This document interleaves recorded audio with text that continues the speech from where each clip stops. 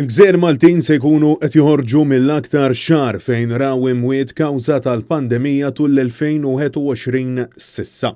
Dan wara li fl-aħħar 24 sigħat ilfojthom żewġ persuni oħra kawża tal-COVID-19, raġel ta' 84 sena u mara ta' 91 sena li l-kol kienu rikoverati fl-isptar Mater Dei.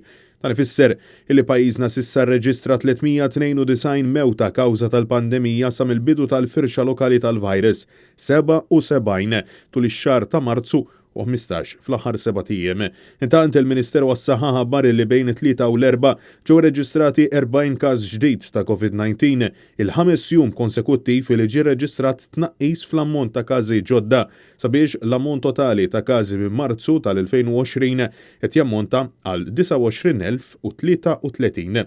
Il-Ministeru ħabbar ukoll li fl-aħħar 24 siegħa fiequ 100 persuna bil-każi attivi issa jammontaw għal 829.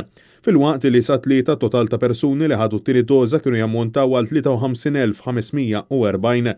Waqt intervista ma' Times of Malta, is-Superintendent tas-Saħħa Pubblika Charmaine Gauci spjegat li 3 mis-6 persuni mħabbra s'issa illi mietu bil-COVID-19 minkejja li tlaqmu bisħieħ tisjew pożittiv qabel ma laħqu għaddew 14 jum minn meta kienu ġew ivvaċċinati.